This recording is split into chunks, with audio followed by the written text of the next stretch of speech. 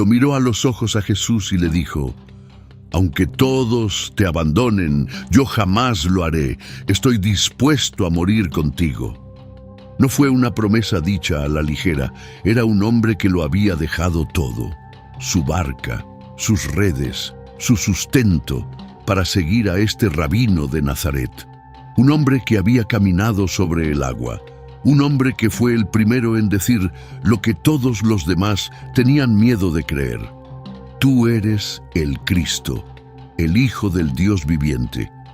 Y en cuestión de horas, no días, no semanas, horas, ese mismo hombre miró a una sirvienta junto a una fogata y dijo: «No lo conozco». 3 veces negó a Jesús, 3 veces. Y entonces un gallo cantó. Y entonces Jesús se dio la vuelta y lo miró. Y el hombre más valiente de la sala se convirtió en el hombre más destrozado de la historia. Esta no es una historia sobre debilidad.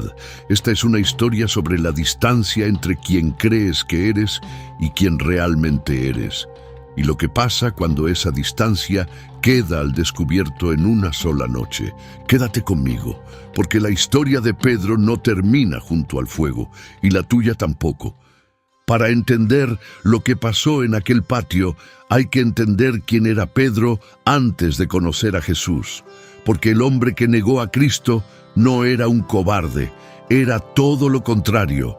Y eso es lo que hace esta historia tan devastadora. Su nombre era Simón, era un pescador de Betsaida, un pequeño pueblo en la costa norte del mar de Galilea.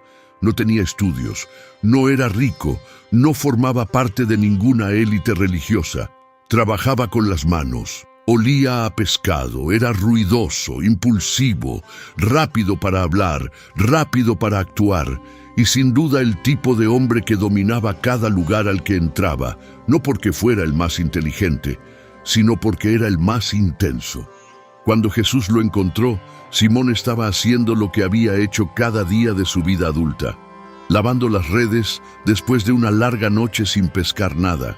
Jesús subió a su barca, enseñó a la multitud desde el agua, y luego le dijo a Simón que se adentrara en lo profundo y echara las redes. La respuesta de Simón te dice todo sobre él. «Maestro, hemos trabajado toda la noche y no hemos pescado nada, pero porque tú lo dices, echaré las redes». Ahí está, las 2 caras de Pedro en una sola frase. La primera mitad es el hombre práctico, el pescador experimentado que conoce el lago, conoce los peces, sabe que la sugerencia de este rabino no tiene ningún sentido práctico. La segunda mitad es la parte de Pedro que cambiaría el mundo, pero porque tú lo dices. A pesar de todo lo que sé, a pesar de todo lo que mi experiencia me dice, haré lo que me pides, porque tú me lo pediste. Las redes se llenaron tan rápido que empezaron a romperse. 2 barcas casi se hundieron bajo el peso de la pesca, y Simón Pedro cayó de rodillas ante Jesús y dijo: «Apártate de mí, Señor, porque soy un hombre pecador». Esta fue la primera vez que Pedro llamó a Jesús Señor. Y fíjate, su primer instinto ante el poder de Dios no fue celebrar, fue vergüenza. De inmediato se sintió indigno. De inmediato vio la distancia entre quién era Jesús y quién era él. Y le pidió a Jesús que se fuera. Jesús no se fue. Le dijo: «No tengas miedo, de ahora en adelante serás pescador de hombres». Y Pedro lo dejó todo. El texto lo dice con sencillez. Arrastraron las barcas a la orilla, lo dejaron todo y lo siguieron. Todo. Las barcas, las redes, el negocio, los ingresos, la seguridad, la vida que conocía. Pedro no negoció condiciones, no pidió un contrato, no dijo «déjame pensarlo». Se alejó de toda su vida con la fuerza de un solo encuentro. Recuerda esto, porque el hombre que lo dejó todo en un instante es el mismo hombre que lo negará todo en un instante. La mayor fortaleza de Pedro y su mayor debilidad eran lo mismo. Actuaba por impulso. Cuando el impulso era fe, caminó sobre el agua. Cuando el impulso era miedo, se hundió. Y ese patrón, una declaración audaz seguida de un fracaso catastrófico, seguido de Jesús levantándolo de nuevo, definiría todo el camino de Pedro. Cada vez, sin excepción. El ejemplo más dramático antes de la negación ocurrió en el mar de Galilea en medio de la noche. Los discípulos estaban en una barca. Una tormenta había llegado. Las olas eran violentas. Y entonces vieron una figura caminando hacia ellos sobre el agua. Estaban aterrados. Pensaron que era un fantasma. Pero Jesús les gritó: «¡Ánimo! ¡Soy yo! ¡No tengan miedo!». Y Pedro, solo Pedro, siempre Pedro, dijo: «Señor, si eres tú, mándame ir hacia ti sobre el agua». Jesús dijo una sola palabra: «Ven». Y Pedro salió de la barca, pisó la superficie de un mar sacudido por la tormenta y caminó hacia Jesús. Ningún otro discípulo se movió, ningún otro discípulo siquiera preguntó. 11 hombres se quedaron sentados en la barca agarrados de los bordes. Un hombre salió. Ese es Pedro, el hombre que hace lo que nadie más se atreve a hacer, el hombre que salta antes de mirar, el hombre cuya fe es tan temeraria, tan impulsiva, tan absurdamente audaz que produce milagros o desastres, y a veces ambos en el mismo minuto. Porque entonces Pedro miró las olas, sintió el viento y se hundió. «Señor, sálvame», gritó. Y Jesús inmediatamente extendió su mano y lo sostuvo. «Hombre de poca fe, ¿por qué dudaste?». Esto es lo que la mayoría no ve en esta historia. Sí, Pedro se hundió. Sí, su fe titubeó. Pero Pedro caminó sobre el agua. Aunque haya sido solo unos pasos, hizo algo que ningún otro ser humano en la historia ha hecho jamás. Salió de la barca. Los 11 que se quedaron secos también se quedaron a salvo, pero nunca caminaron sobre el agua. Pedro se mojó. Pedro falló. Pero Pedro vivió algo que los que jugaron a lo seguro nunca experimentarán. Y esta es la pregunta que necesitas hacerte. ¿Estás en la barca o sobre el agua? ¿Estás mirando desde la seguridad, criticando a los que se lanzan y se hunden? ¿O eres de los que prefieren fracasar de forma espectacular sobre las olas antes que triunfar en silencio dentro de la barca? El siguiente momento clave llegó en Cesarea de Filipo. Jesús les hizo a sus discípulos la pregunta más importante que jamás le haría a nadie. ¿Quién dicen ustedes que soy yo? Silencio. Los otros discípulos dudaron, se miraron entre sí. Nadie quería ser el primero. Pedro no dudó. «Tú eres el Cristo, el Hijo del Dios viviente». La respuesta de Jesús fue extraordinaria. «Dichoso tú, Simón, hijo de Jonás, porque esto no te lo reveló ningún ser humano, sino mi Padre que está en el cielo. Y yo te digo que tú eres Pedro, y sobre esta roca edificaré mi iglesia, y las puertas del infierno no prevalecerán contra ella». Este es el mayor elogio que Jesús le hizo jamás a un ser humano. «Tú eres la roca. Edificaré toda mi iglesia sobre ti. Las puertas del mismo infierno no vencerán lo que estoy construyendo a través de ti». En ese momento Pedro alcanzó la cima absoluta, el punto más alto al que cualquier discípulo llegaría jamás. Y entonces, literalmente en el párrafo siguiente, la misma conversación, el mismo día, Jesús comenzó a decirles a sus discípulos que debía ir a Jerusalén, sufrir y ser ejecutado. Y Pedro lo llevó aparte y lo reprendió. «De ninguna manera, Señor, esto no te sucederá jamás». Jesús se dio la vuelta y le dijo a Pedro las palabras más devastadoras que jamás le dirigió a un seguidor. «Apártate de mí, Satanás. Eres un tropiezo para mí. No piensas en las cosas de Dios, sino en las de los hombres». De tú eres la roca a apártate de mí, Satanás, en 5 minutos. Del mayor elogio a la reprensión más dura en una sola conversación. Ese es Pedro, ese es el hombre. La misma boca que produjo la mayor confesión de fe en la historia de la humanidad, produjo una declaración tan equivocada que Jesús la identificó como satánica. Y aquí está el espejo. ¿Cuántos de nosotros tenemos esa misma brecha? ¿Cuántos de nosotros podemos adorar a Dios con absoluta sinceridad un domingo por la mañana y decir algo por la tarde que contradice todo lo que acabamos de cantar? ¿Cuántos de nosotros tenemos momentos de verdadera y profunda percepción espiritual, seguidos casi de inmediato por momentos de una ceguera espiritual asombrosa? Eso no es hipocresía. Hipocresía es fingir. Pedro no estaba fingiendo. Las dos cosas las decía en serio. Decía en serio, tú eres el Cristo, y decía en serio, esto no te sucederá jamás. Fue completamente sincero ambas veces, y eso es lo que lo hace tan aterrador, porque significa que la sinceridad no es suficiente. Puedes ser totalmente sincero y estar totalmente equivocado al mismo tiempo.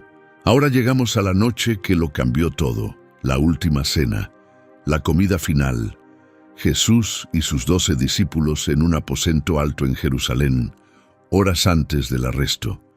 Pero antes de que se partiera el pan, antes de que se sirviera el vino, antes de que Jesús dijera una sola palabra sobre la traición, hizo algo que nadie en la sala esperaba. Se levantó de la mesa, se quitó el manto, se ató una toalla a la cintura, echó agua en un recipiente y comenzó a lavar los pies de sus discípulos. En aquella cultura, lavar los pies era la tarea más baja del hogar. Era el trabajo reservado para el sirviente de menor rango, ni siquiera un sirviente judío, sino un esclavo gentil. Los pies estaban asquerosos. Los caminos eran de tierra, estiércol y polvo. Lavar los pies de alguien significaba arrodillarse frente a esa persona, sostener su suciedad entre tus manos, limpiar lo que todos los demás se negaban a tocar. Ningún rabino haría esto jamás, ningún maestro, ningún líder, y mucho menos el Mesías. Cuando Jesús llegó a Pedro, Pedro reaccionó exactamente como siempre reaccionaba, con una reacción total, impulsiva y sinceramente exagerada. «Señor, ¿tú me vas a lavar los pies a mí?». Jesús le dijo, «Ahora no entiendes lo que estoy haciendo, pero después lo comprenderás». Pedro le dijo, «No, jamás me lavarás los pies». Jamás. Ahí está otra vez. La misma palabra que Pedro siempre usaba. Jamás te negaré, jamás me lavarás los pies. Pedro hablaba en absolutos, siempre estaba completamente dentro o completamente fuera, y en ese momento estaba completamente fuera, negándose a dejar que Jesús le sirviera porque se sentía mal, se sentía al revés. El maestro no debería arrodillarse ante el sirviente. El rey no debería sostener el recipiente. Pero Jesús lo miró y le dijo, «Si no te lavo, no tienes parte conmigo. Si no te lavo, si no me dejas servirte, si no aceptas que mi amor desciende, no asciende. Si dejas de intentar ser lo suficientemente fuerte y me dejas tocar la parte más sucia de ti». Y Pedro, ese Pedro hermoso, absurdo de todo o nada, se fue al extremo opuesto. «Entonces, Señor, no solo los pies, sino también las manos y la cabeza». De jamás a todo en 2 segundos. Ese es Pedro en su forma más pura. No podía hacer nada a medias. No podía aceptar en silencio el lavado de pies como Juan o Santiago. Tenía que rechazarlo por completo y luego exigirlo por completo, porque el corazón de Pedro solo tenía 2 modos: apagado y al máximo. Pero esto es lo que hace esta escena casi insoportable cuando sabes lo que viene después. Jesús estaba arrodillado frente a Pedro, sosteniendo sus pies entre las manos, lavando la tierra de entre sus dedos. Y en pocas horas, esos mismos pies llevarían a Pedro a un patio donde negaría al hombre que estaba arrodillado ante él. Las manos que Jesús sostuvo se calentarían junto al fuego del enemigo. La boca que dijo, no solo los pies, sino también las manos y la cabeza, diría, no lo conozco. Jesús lavó los pies que se alejarían de él, y lo hizo sabiéndolo. Sabía lo que Pedro iba a hacer. Lo lavó de todas formas, Ese es el tipo de amor del que realmente trata esta historia. No un amor que espera a que seas digno. Un amor que se arrodilla frente a ti cuando todavía estás a horas de tu peor traición y te dice: déjame lavarte, porque lo que viene esta noche te va a ensuciar más de lo que jamás has estado. Y quiero que sepas, antes de que suceda, que ya elegí limpiar lo que estás a punto de destruir. Si eso no te quiebra, no sé qué lo hará. Jesús soltó una bomba en la sala. Esta misma noche todos ustedes me abandonarán. Todos ustedes, cada uno, no algunos de ustedes, no los más débiles, todos ustedes. Y Pedro, predecible, impulsivo, apasionado Pedro, se opuso de inmediato. Aunque todos te abandonen, yo jamás lo haré. Escucha lo que Pedro realmente estaba diciendo. No solo estaba prometiendo lealtad, se estaba separando de los demás. Aunque todos fallen, yo no fallaré.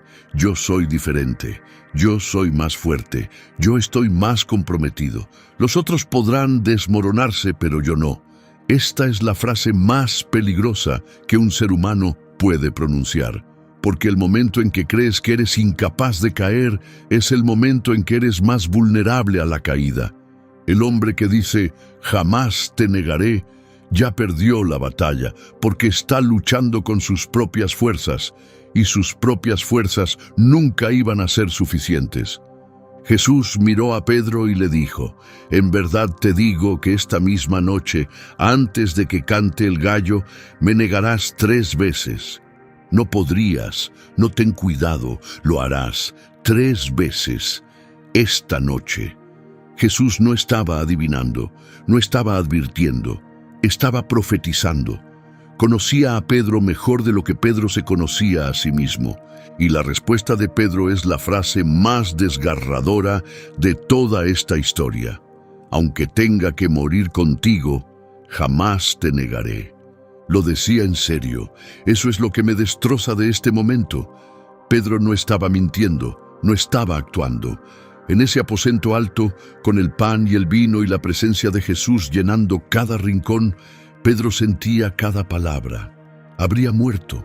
Justo ahí, en ese momento, con ese nivel de emoción y convicción y cercanía a Jesús, Pedro se habría lanzado frente a una espada. Pero el patio no era el aposento alto, y la fogata no era la mesa, y la sirvienta no era Jesús. Y la distancia entre lo que prometemos en la presencia de Dios y lo que cumplimos en presencia del peligro es la distancia que nos define. ¿Cuántas promesas le has hecho a Dios en un culto que rompiste antes de que terminara la semana?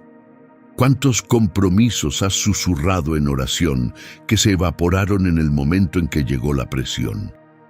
¿Cuántas veces has estado en el aposento alto de la presencia de Dios y jurado, jamás lo haré, solo para encontrarte haciendo exactamente lo que juraste que nunca harías? Tú eres Pedro, yo soy Pedro, todos somos Pedro, y el patio viene por cada uno de nosotros. Después de la cena, Jesús llevó a Pedro, Santiago y Juan al huerto de Getsemaní. Les dijo: mi alma está abrumada de tristeza hasta la muerte. Quédense aquí y velen conmigo. No fue un pedido casual. Jesús les estaba diciendo a sus 3 amigos más cercanos, el círculo íntimo, los que él confiaba por encima de todos los demás, que se estaba ahogando en angustia. Los necesitaba. Necesitaba que se mantuvieran despiertos, que oraran, que estuvieran presentes en su hora más oscura. Y se quedaron dormidos.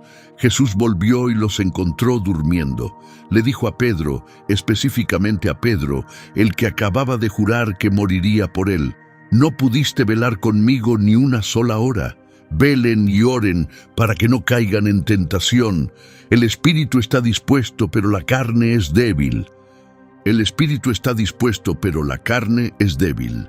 Esa sola frase es el diagnóstico de toda la vida de Pedro, y quizás de la tuya. El deseo es real, la intención es genuina, el espíritu de verdad está dispuesto. Pero la carne cansada, asustada, humana, es débil. Y cuando el espíritu dispuesto se encuentra con la carne débil en un momento de crisis, la carne gana con más frecuencia de lo que cualquiera de nosotros quiere admitir. Jesús volvió a orar, regresó. Estaban dormidos otra vez. Fue una tercera vez. Se durmieron una tercera vez. 3 veces Jesús los necesitó. 3 veces le fallaron. Y pronto, Pedro negaría a Jesús 3 veces. Hay un patrón aquí y no es coincidencia. El hombre que no pudo mantenerse despierto una hora no se mantendría fiel una noche. Entonces aparecieron las antorchas en el huerto. Judas llegó con una turba, soldados, guardias del templo, siervos del sumo sacerdote, armados con espadas y palos. Y Judas se acercó a Jesús y lo besó. La señal, la traición. Y Pedro, siempre Pedro, sacó una espada y la blandió. Le cortó la oreja derecha a Malco, el siervo del sumo sacerdote. En un huerto rodeado de soldados armados, superado en número y en fuerza, Pedro desenvainó un arma y atacó. Esto no es un cobarde, este es un hombre dispuesto a pelear, dispuesto a matar, dispuesto a iniciar una guerra allí mismo entre los olivos para proteger a Jesús. Jesús lo detuvo. Guarda tu espada. ¿Acaso no he de beber la copa que el Padre me ha dado? Y luego sanó la oreja que Pedro había cortado. Piensa en lo que acaba de pasar. Pedro estaba listo para morir peleando. Ese era el tipo de valentía que tenía. Valentía física, explosiva, violenta. La valentía de un pescador, de un luchador, de un hombre que resuelve los problemas con las manos. Pero Jesús no le estaba pidiendo ese tipo de valentía. Jesús le estaba pidiendo otra clase. La valentía de observar, de esperar, de confiar, de no pelear. La valentía de dejar que el plan de Dios se cumpliera aunque pareciera una derrota. Pedro tenía valentía para una pelea con espadas. No tenía valentía para un patio. Y esa distinción importa más de lo que crees, porque la mayoría de nosotros somos valientes en las formas que se sienten heroicas y nos derrumbamos en las que se sienten comunes. Moriríamos por Jesús en un estallido dramático de gloria, pero negarlo en una conversación tranquila con un desconocido. No mencionar su nombre cuando podría costarnos un ascenso, una amistad, una reputación. Quedarnos callados cuando alguien se burla de nuestra fe porque el costo social de hablar se siente demasiado alto. Pedro podía blandir una espada. No podía responderle a una sirvienta. Y la mayoría de nosotros somos exactamente iguales. Arrestaron a Jesús. Los discípulos huyeron. Cada uno de ellos corrió, tal como Jesús lo había predicho. Pero Pedro no corrió lejos. El texto dice que lo siguió de lejos. Llegó hasta el patio de la casa del sumo sacerdote. Entró. Se sentó junto al fuego. Seguir de lejos. Esa frase debería perseguirte, porque ahí es donde la mayoría de nosotros vivimos nuestra fe. Sin abandonar a Jesús por completo, no hemos llegado a ese punto, pero sin estar a su lado tampoco, siguiendo de lejos, lo suficientemente cerca para ver qué pasa, lo suficientemente lejos para evitar las consecuencias, lo bastante cerca para sentirse discípulo, lo bastante lejos para escapar si las cosas salen mal. Si estás siguiendo a Jesús de lejos en este momento, lo suficientemente cerca para llamarte cristiano, pero tan lejos que nadie lo sabría, a menos que tú lo dijeras, estás sentado en el patio de Pedro, y el fuego ya está encendido. La primera negación, una sirvienta, no un soldado, no un sacerdote, no una autoridad romana, una sirvienta, miró a Pedro a la luz del fuego y dijo: «Este hombre estaba con él». Y Pedro dijo: «Mujer, no lo conozco». La primera piedra, una muchacha, una don nadie. alguien sin ningún poder, sin ninguna autoridad, sin ninguna capacidad para hacerle daño. Y Pedro se desmoronó, no bajo el peso de un interrogatorio romano, no frente a una ejecución. Una sirvienta reconoció su rostro junto a un fuego, y el hombre que había jurado morir dijo: no lo conozco. La segunda negación. Un poco después, otra persona lo vio y dijo: tú también eres uno de ellos. Pedro respondió: hombre, no lo soy. Más corto esta vez, más enfático. La mentira se estaba haciendo más fácil. Así funciona la negación. La primera vez es la más difícil. La primera vez, la voz te tiembla. La conciencia te grita. Cada célula de tu cuerpo sabe que estás traicionando algo sagrado. Pero la segunda vez es más suave. Las palabras salen más rápido. La vergüenza se apaga. El muro entre quien eres y quien estás fingiendo ser se hace más grueso. La tercera negación. Aproximadamente 1 hora después, 60 minutos de Pedro sentado junto a ese fuego, calentándose al lado de los enemigos del hombre que amaba, otra persona insistió: sin duda este también estaba con él, porque es Galileo. Y Pedro dijo: hombre, no sé de qué estás hablando. El Evangelio de Marcos añade que Pedro comenzó a maldecir y a jurar. No solo lo negó, invocó a Dios como testigo de que estaba diciendo la verdad. Usó el nombre de Dios para autenticar su mentira sobre el Hijo de Dios. E inmediatamente, mientras las palabras aún estaban en sus labios, el gallo cantó. Un sonido, un solo sonido ordinario que los campesinos escuchan cada mañana sin pensarlo. Pero para Pedro, ese sonido fue el fin del mundo, porque Jesús había dicho: antes de que cante el gallo, me negarás 3 veces. Y había sucedido exactamente como Jesús dijo, palabra por palabra, negación por negación. Y entonces Lucas registra un detalle que los otros evangelios no mencionan. Un detalle tan devastador que es casi imposible leerlo sin sentirlo en el pecho. El Señor se volvió y miró directamente a Pedro. Jesús, en medio de su propio juicio, golpeado, atado, rodeado por los hombres que lo asesinarían en pocas horas, se dio la vuelta y miró a Pedro. No con enojo, no con asco, no con una expresión de «te lo dije». Simplemente lo miró. ¿Qué había en esa mirada? Creo que todo.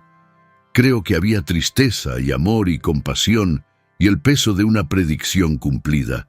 Creo que Jesús miró a Pedro como un padre, mira a un hijo que ha hecho exactamente lo que el padre le advirtió que no hiciera, sin sorpresa, sin furia, solo una tristeza profunda e insoportable, y un amor profundo e insoportable. Y Pedro salió y lloró amargamente. La palabra griega para lloró amargamente es eklausen pikros. No significa que lloró, significa que se hizo pedazos, se quebró por dentro. No fueron lágrimas silenciosas rodando por su mejilla. Fue el alma de un hombre derrumbándose, todo lo que creía sobre sí mismo: soy valiente, soy leal, soy el que nunca caerá. Quedó hecho trizas en el suelo junto a un fuego que todavía ardía. Y aquí es donde la historia se divide en 2 caminos. Porque Pedro no fue el único discípulo que traicionó a Jesús esa noche. Judas traicionó a Jesús con un beso. Pedro traicionó a Jesús con palabras. Los 2 fallaron. Los 2 le dieron la espalda al hombre que habían seguido durante 3 años. Los 2 cometieron un acto tan terrible que los definiría para el resto de la historia. Pero sus historias terminan en lugares completamente distintos, y la diferencia es la lección más importante de todo este video. Judas sintió remordimiento. El texto dice que fue consumido por el remordimiento. Intentó devolver las 30 monedas de plata. Les dijo a los sumos sacerdotes: he pecado, he traicionado sangre inocente. Y luego salió y se ahorcó. Pedro también sintió remordimiento, lloró amargamente. Estaba destrozado por lo que había hecho.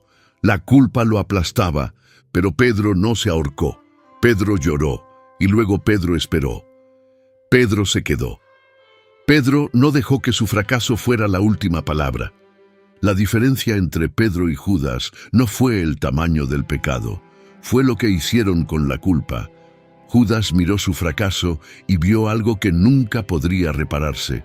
Pedro miró su fracaso y aún entre las lágrimas, aún entre la vergüenza, aún con la certeza de que era la peor persona del mundo, de alguna manera, en algún lugar, se aferró a la posibilidad de que Jesús no hubiera terminado con él.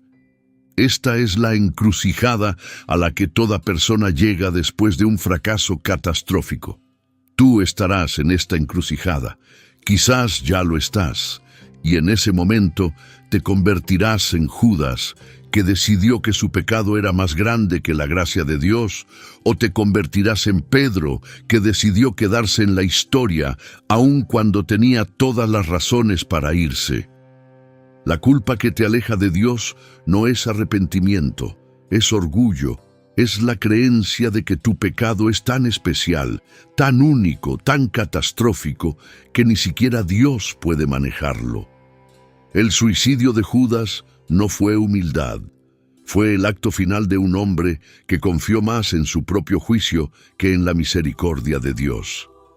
Dictó el veredicto antes de que el juez pudiera hablar. Pedro lloró, y luego Pedro se quedó. Esa es la diferencia entre la destrucción y la restauración. No la ausencia de fracaso, la negativa a dejar que el fracaso sea definitivo.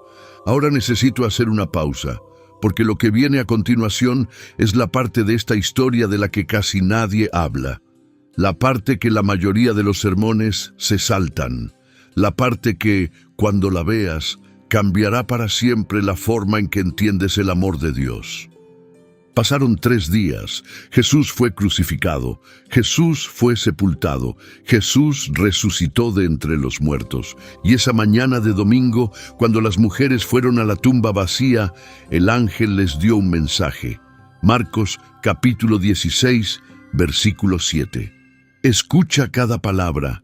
Vayan, díganles a sus discípulos y a Pedro que él va delante de ustedes a Galilea. Y a Pedro, 2 palabras. El ángel podría haber dicho, díganles a sus discípulos. Eso habría incluido a Pedro. Pedro era un discípulo. Pero el ángel, hablando en nombre del Jesús resucitado, lo nombró específicamente, por separado, individualmente, como para asegurarse por completo de que Pedro supiera que no estaba excluido. ¿Por qué? Porque después de lo que Pedro había hecho, él se habría excluido a sí mismo. Eso es lo que hace la vergüenza. La vergüenza no espera a que alguien te rechaza en su nombre. Te dice, ni te molestes en ir. No te quieren. Solías ser parte de esto, pero eso fue antes del patio, antes del fuego, antes del gallo. La vergüenza dicta el veredicto y ejecuta la sentencia antes de que el juez hable. Y Jesús, que sabía exactamente cómo funciona la vergüenza, envió un equipo de demolición de 2 palabras a través de la boca de un ángel. Y a Pedro, no estás excluido, no estás descalificado, no eres la excepción a mi gracia, no he terminado contigo. Ese es el corazón de Dios, un Dios que no solo perdona a las personas que le fallan, un Dios que las persigue, que las nombra específicamente, que se niega a dejar que la vergüenza escriba el final de su historia. Pero la restauración no ocurrió en la tumba, ocurrió después, junto a un fuego, y este es el detalle que te va a partir por dentro si lo permites. Juan capítulo 21. Después de la resurrección, Pedro y varios otros discípulos fueron a pescar al mar de Galilea. Pescaron toda la noche y no atraparon nada. Un eco exacto de la noche en que Jesús llamó a Pedro por primera vez años atrás. Al amanecer, una figura estaba de pie en la orilla y les gritó, «Amigos, ¿han pescado algo?» No habían pescado nada.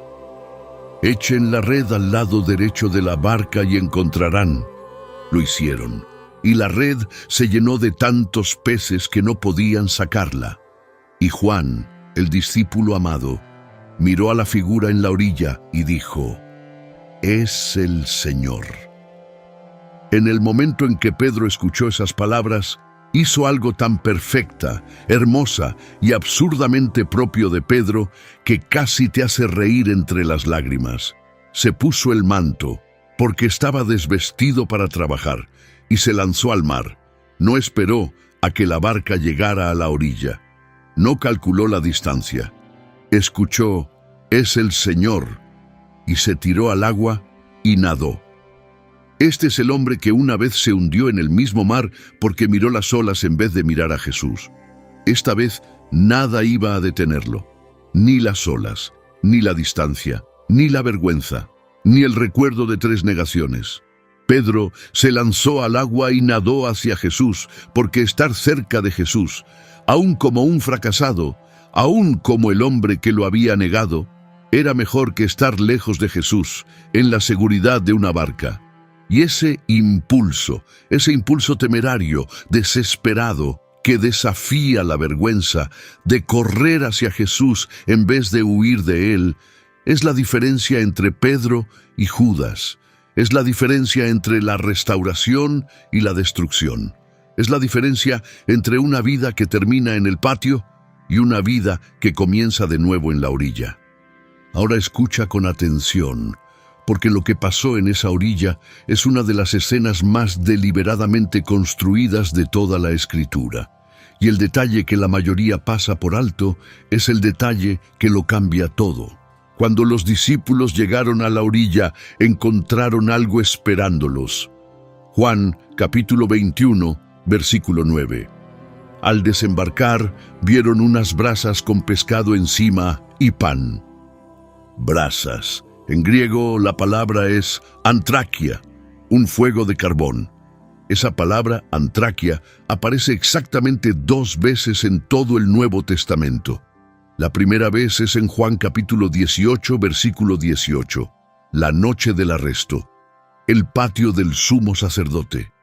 Hacía frío, y los siervos y los guardias estaban de pie alrededor de un fuego de brasas que habían encendido para calentarse. Pedro también estaba de pie con ellos, calentándose. Un fuego de brasas en el patio, donde Pedro negó a Jesús 3 veces, y un fuego de brasas en la orilla, donde Jesús estaba a punto de restaurarlo. Esto no fue una coincidencia. Jesús, el Señor resucitado, el que había vencido a la muerte misma, eligió preparar el desayuno sobre un fuego de brasas. Recreó deliberadamente la experiencia sensorial exacta del peor momento de Pedro. El mismo tipo de fuego, el mismo olor a carbón encendido, la misma luz tenue de la madrugada, el mismo calor en el rostro. Jesús llevó a Pedro de vuelta al escenario de su fracaso, no para castigarlo, no para recordarle su vergüenza, sino para reescribir el recuerdo, para tomar el lugar donde Pedro se quebró y convertirlo en el lugar donde Pedro fue restaurado, para reemplazar la peor noche de su vida con la mejor mañana de su vida. Dios no te sana ayudándote a olvidar tus fracasos, te sana encontrándote en medio de ellos, te lleva de vuelta al fuego de brasas, al lugar exacto donde te desmoronaste, y se sienta contigo ahí, y te reconstruye en el mismo sitio donde fuiste destruido. ¿Cuál es tu fuego de brasas? ¿Cuál es el lugar en tu memoria que no puedes visitar sin que la vergüenza te inunde otra vez? La conversación que repites por las noches. La decisión que darías lo que fuera por deshacer. El momento en que miraste a Jesús y dijiste: no lo conozco.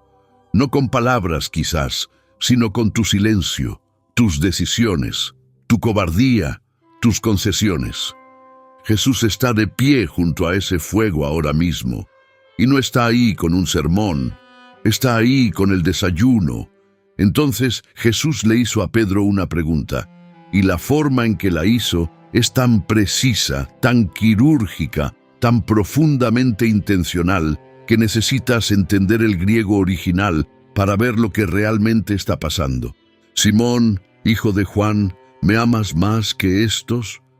Lo llamó Simón, no Pedro, no la roca, Simón, su nombre antiguo, su nombre de antes de que Jesús lo renombrara, como diciéndole, empecemos de nuevo, volvamos al principio, antes de la roca, antes de la iglesia, antes de las promesas, antes de los fracasos. ¿Quién eres, Simón? ¿Me amas? Y el griego es devastador. Jesús usó la palabra agapao, la forma más alta de amor. Amor incondicional, sacrificial, absoluto. ¿Me amas con ágape, Simón? ¿Me amas con el tipo de amor que prometiste en el aposento alto? La respuesta de Pedro, sí, Señor, tú sabes que te quiero. Pero Pedro no usó la misma palabra. Pedro usó fileo, amor fraternal, afecto, amistad, una palabra menor. Pedro, el hombre que una vez afirmó que moriría por Jesús, ya no era capaz de usar la palabra del amor incondicional. Había aprendido algo sobre sí mismo en el patio. Había descubierto que su ágape, su amor audaz, sacrificial, de morir por ti, se desmoronó ante la voz de una sirvienta. Así que ofreció lo que sabía que era verdad. Soy tu amigo, Señor. No puedo prometer más que eso. Ya no. Jesús le dijo, apacienta mis corderos. Luego Jesús preguntó por segunda vez, Simón, hijo de Juan, ¿me amas con ágape? Otra vez con ágape, otra vez el estándar más alto, y otra vez Pedro respondió con fileo, sí, Señor, tú sabes que te quiero con fileo. Jesús le dijo, cuida de mis ovejas. Luego Jesús preguntó por tercera vez, y aquí, justo aquí, es el momento que debería detenerte el corazón. La tercera vez, Jesús no usó agapao, cambió. Bajó a la palabra de Pedro, Simón, hijo de Juan, ¿me quieres con fileo? Jesús encontró a Pedro donde Pedro estaba.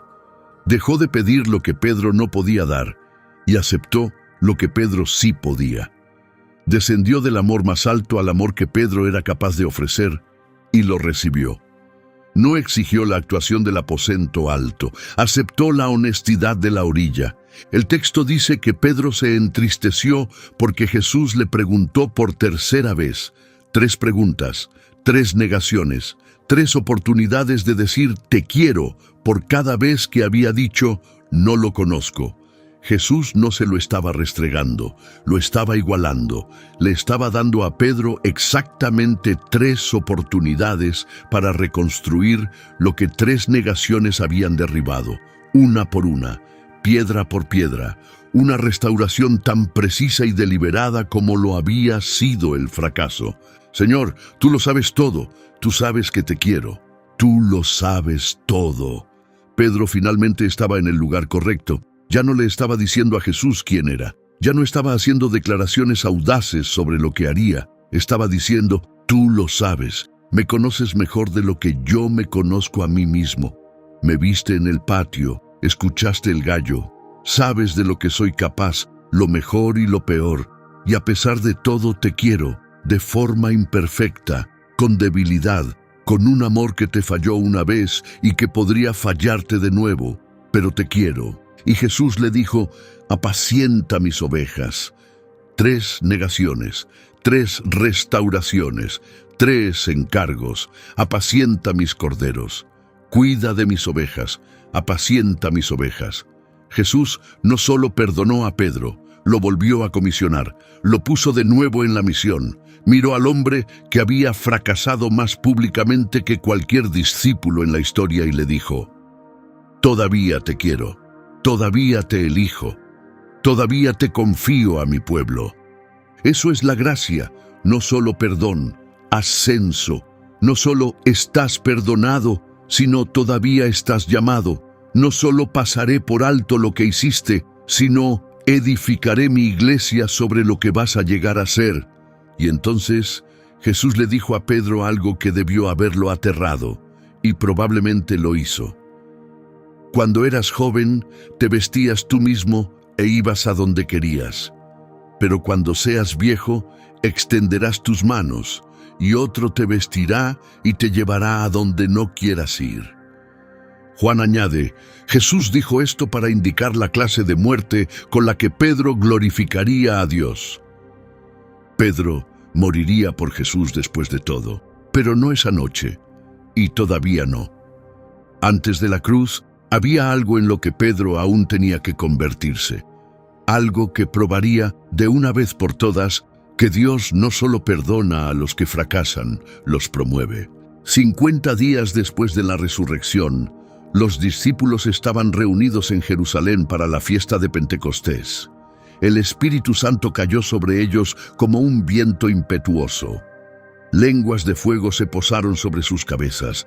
Comenzaron a hablar en idiomas que nunca habían aprendido. Una multitud se reunió, miles de judíos de todos los rincones del mundo conocido, desconcertados, asombrados, algunos burlándose, diciendo, «Están borrachos de vino nuevo». ¿Y quién se puso de pie para dirigirse a la multitud? ¿Quién dio un paso al frente para dar el primer sermón en la historia de la iglesia cristiana? Pedro. El hombre que no pudo decirle la verdad a una sirvienta se levantó frente a miles y proclamó a viva voz: «Sepa con certeza toda la casa de Israel que a este Jesús, a quien ustedes crucificaron, Dios lo ha hecho Señor y Mesías. Ustedes lo crucificaron», se los dijo en la cara, en Jerusalén, en la misma ciudad donde 7 semanas antes había tenido demasiado miedo de admitir que conocía a Jesús. El mismo Pedro, la misma boca, las mismas cuerdas vocales que habían dicho «no lo conozco», ahora decían «Él es Señor y Mesías» y ustedes lo mataron. 3,000 personas fueron bautizadas ese día. 3 negaciones en el patio. 3,000 salvados en Pentecostés. Como si Dios hubiera tomado el número del peor fracaso de Pedro y lo hubiera multiplicado por 1,000 para mostrar cómo se ve la restauración, cuando es Él quien hace las cuentas. El hombre que negó a Jesús frente a un fuego, predicó a Jesús frente a una ciudad. El hombre que tuvo miedo de una sirvienta, se paró ante los gobernantes que habían crucificado a su Señor y no se inmutó. El hombre que falló en la prueba más pequeña, pasó la más grande, porque ya no era la valentía de Pedro, era la del Espíritu. Y esa es la verdad sobre Pedro que une todo. El fracaso de Pedro no fue solo cuestión de debilidad, fue cuestión del origen de su fuerza. En el patio, Pedro estaba operando con su propia valentía, la bravura del pescador, el nervio del luchador, la voluntad humana que juró que nunca se quebraría. Y se quebró, porque la fuerza humana siempre se quiebra. En Pentecostés, Pedro estaba operando con algo completamente diferente, no su valentía, el Espíritu de Dios. Y el Espíritu no se quiebra, no bajo interrogatorio, no bajo amenaza, no bajo persecución, no bajo la muerte. Pedro no se volvió valiente en Pentecostés, Pedro fue lleno. Y hay una diferencia entre un hombre valiente y un hombre lleno, que es la diferencia entre el patio y el sermón, entre la negación y la declaración, entre 3 y 3,000. Pero aquí viene la parte de la historia de Pedro que casi nadie cuenta, y podría ser la más importante de todas, porque destruye la ilusión de que la restauración es un evento de una sola vez. Pasaron los años, Pedro se convirtió en el líder de la iglesia primitiva, predicó, sanó, sufrió, fue encarcelado y liberado por un ángel. Recibió una visión de Dios que derribó el muro entre judío y gentil. Una visión de un lienzo que descendía del cielo, lleno de animales impuros, y la voz de Dios diciendo: «No llames impuro a lo que Dios ha hecho limpio». Pedro obedeció. Fue a la casa de Cornelio, un centurión romano, y predicó el evangelio a los gentiles por primera vez. Comió con ellos, vivió con ellos, los trató como hermanos. Y entonces, en la ciudad de Antioquía, Pedro cayó, otra vez. Pablo lo describe en su carta a los Gálatas, capítulo 2. Pedro estaba en Antioquía, comiendo con los creyentes gentiles, sin separación, sin jerarquía, judíos y gentiles en la misma mesa, exactamente como el Evangelio decía que debía ser. Pero entonces llegaron ciertos hombres de parte de Santiago en Jerusalén, cristianos judíos, importantes, y cuando aparecieron, Pedro se retiró, dejó de comer con los gentiles, se separó, volvió a la mesa judía. Las palabras de Pablo son directas. Tenía miedo de los del grupo de la circuncisión. Miedo, la misma palabra que definió el patio, el mismo impulso, el mismo patrón. Pedro no estaba negando a Jesús esta vez. Estaba negando el Evangelio de la gracia, la verdad de que no hay judío ni gentil, no hay limpio ni inmundo, no hay primera clase ni segunda clase en el reino de Dios. Y lo estaba negando por la misma razón por la que negó a Jesús en el patio. Porque las personas a su alrededor le hicieron tener miedo de lo que le costaría mantenerse donde sabía que debía estar. Pablo lo confrontó públicamente. Si tú, siendo judío, vives como los gentiles, ¿cómo puedes obligar a los gentiles a vivir como judíos? Pedro, la roca, Pedro, el restaurado, Pedro, el hombre de Pentecostés, atrapado haciendo exactamente lo mismo que había hecho junto al fuego de brasas, abandonando sus convicciones bajo presión social. Esto debería inquietarte y debería consolarte. Debería inquietarte porque demuestra que un encuentro con Jesús en la orilla no te hace inmune a caer. El fuego de brasas no curó a Pedro del miedo. Las 3 preguntas no eliminaron el patrón. Pentecostés no borró el instinto del pescador de jugar a lo seguro cuando personas poderosas estaban mirando. Pedro cayó después de la restauración. Pedro cayó después de ser lleno del Espíritu. Pedro cayó después de 3,000 convertidos y una carrera de milagros. Y debería consolarte porque significa que si has sido restaurado por Dios y luego has vuelto a caer, si regresaste al fuego y luego te encontraste de vuelta en el patio, no estás roto de una forma única. Eres Pedro. El apóstol más grande que jamás vivió tenía el mismo problema que tú. El hombre sobre el que Jesús edificó su iglesia todavía era capaz, años después, de hacer exactamente lo que lo había destruido. Pero fíjate en lo que Pedro no hizo en Antioquía. No se defendió, no puso excusas, no dijo, los hombres de Santiago me obligaron. Recibió la reprensión, aceptó la corrección, se levantó de nuevo. La vida de Pedro no fue una línea recta del fracaso a la perfección. Fue un zigzag, caer, levantarse, negar, llorar, ser restaurado, caer otra vez, levantarse otra vez, y otra vez, y otra vez, hasta que el patrón no fue que dejó de caer, el patrón fue que nunca dejó de levantarse. Ese es el mensaje, no que llegarás a un punto en el que nunca falles, no llegarás, no que la restauración te hace invencible, no lo hace, sino que la dirección importa más que el tropiezo, que levantarse importa más que no caer, que la paciencia de Dios con tu patrón es más larga que tu patrón. La tradición nos dice que Pedro fue crucificado en Roma bajo el emperador Nerón, aproximadamente 30 años después de la negación. Y cuando vinieron a ejecutarlo, Pedro pidió ser crucificado boca abajo porque no se consideraba digno de morir de la misma manera que su Señor. El hombre que negó a Jesús 3 veces murió boca abajo en una cruz antes que negarlo una 4ª vez. La promesa que hizo en el aposento alto, moriré por ti, se cumplió después de todo. No en el tiempo de Pedro, no con la fuerza de Pedro, pero se cumplió.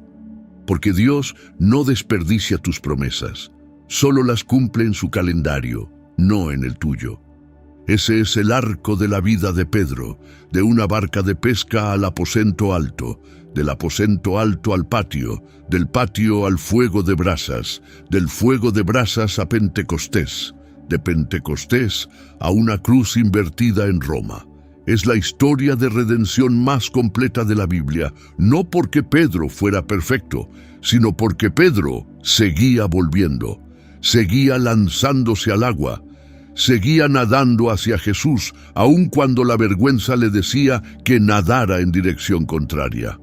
Ahora déjame mostrarte por qué la historia de Pedro importa más de lo que crees, porque hay un paralelo aquí que conecta todo lo que hemos hablado. Saúl fracasó y puso excusas. Dijo, los soldados lo hicieron. Dijo, me sentí obligado. Protegió su reputación y murió boca abajo en un campo de batalla, rechazado por Dios. David fracasó peor que Saúl según cualquier medida humana y cayó de rodillas. Dijo, he pecado contra el Señor. Escribió el Salmo 51. Perdió el trono de su imagen para conservar el trono de su corazón y es llamado un hombre conforme al corazón de Dios. Judas fracasó y decidió que su pecado era definitivo. Devolvió el dinero, admitió su culpa. Pero no pudo imaginar un mundo donde la gracia fuera más grande que su traición. Y se ahorcó. Pedro fracasó, pública, humillante y completamente, y lloró amargamente. Pero no huyó, no se escondió, no decidió que la historia había terminado. Se lanzó al agua y nadó hacia la misma persona que había traicionado. 4 hombres, 4 fracasos. 2 de ellos terminaron en destrucción, 2 terminaron en restauración. Y la línea divisoria nunca fue el tamaño del pecado, siempre fue la dirección de la respuesta, lejos de Dios o hacia Dios, excusas u honestidad, autoprotección o rendición, el patio o la orilla. ¿En qué dirección te estás moviendo ahora mismo? Algunos de ustedes están en el patio, están sentados junto a un fuego que les quema la conciencia y fingiendo que todo está bien. Están negando cosas que saben que son verdad, sobre Dios, sobre ustedes mismos, sobre lo que Él les ha pedido hacer, porque el costo de reconocerlo se siente demasiado alto. La sirvienta ya hizo su pregunta y ustedes están calculando su respuesta según quien esté escuchando. Si ese eres tú, escúchame. El gallo va a cantar. Siempre lo hace. No puedes mantener la mentira para siempre. Y cuando el sonido llegue, cuando el momento de quedar al descubierto llegue, tendrás una opción. Puedes convertirte en Judas, que decidió que el fracaso era permanente. O puedes convertirte en Pedro, que decidió quedarse con el fracaso, pero no con la distancia. Algunos de ustedes ya pasaron el patio, ya lo negaron, ya fracasaron. El gallo ya cantó, y han estado sentados entre los escombros desde entonces, convencidos de que lo que hicieron fue demasiado, de que la distancia es demasiado grande, de que Dios podrá perdonar los fracasos de otros, pero el tuyo es diferente. El tuyo es peor. El tuyo es el que finalmente agotó su paciencia. Si ese eres tú, necesito que escuches 2 palabras, y a Pedro. Vayan, díganles a sus discípulos y a Pedro. Tú eres el y a Pedro. Tú eres el que él nombró específicamente porque sabía que tú asumirías que estabas descalificado. Envió un mensaje a través de un ángel, a través de la historia y a través de este video para decirte, no he terminado contigo. La negación fue real, el fracaso fue real, pero mi plan para ti también sigue siendo real. Y algunos de ustedes, quizás la mayoría, están en algún punto entre el patio y la orilla. Han fracasado, y lo saben, pero todavía no han decidido qué hacer al respecto. Están sentados en la barca, pescando, volviendo a la vieja vida, la vida antes de Jesús, porque al menos en la vieja vida sabían lo que estaban haciendo. Al menos en la vieja vida nadie esperaba que fueran valientes. Si ese eres tú, escucha la voz en la orilla. Es la misma voz que te llamó la primera vez, la misma voz que dijo ven cuando estabas de pie al borde de la barca, la misma voz que dijo no tengas miedo. Y está diciendo lo mismo ahora que dijo entonces, echa la red del otro lado, inténtalo de nuevo, Ven al fuego, preparé el desayuno. No necesitas tener un gran discurso preparado. No necesitas llegar limpio y seguro de ti mismo. Puedes llegar empapado y sin aliento, oliendo a pescado y a fracaso. Pedro lo hizo, y Jesús le dio un pedazo de pan y una pregunta que sanó 3 años de culpa. ¿Me quieres? ¿No me quieres a la perfección? ¿No me quieres como prometiste?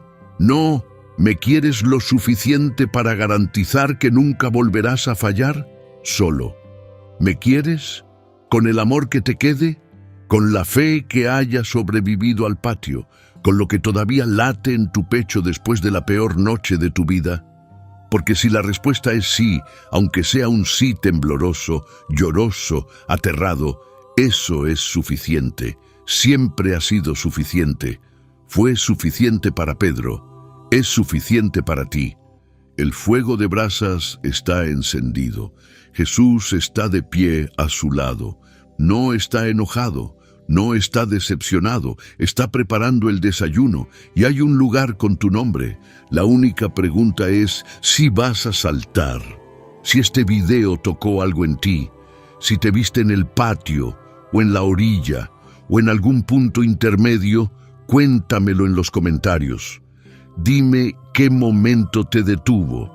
Comparte esto con alguien que ha estado sentado entre los escombros de un fracaso que cree que lo descalificó. Suscríbete si aún no lo has hecho. El próximo video irá aún más profundo. Que el Señor te bendiga y te guarde. Que el Señor haga resplandecer su rostro sobre ti y tenga misericordia de ti. Que el Señor vuelva su rostro hacia ti y te dé paz. Nos vemos en el próximo video.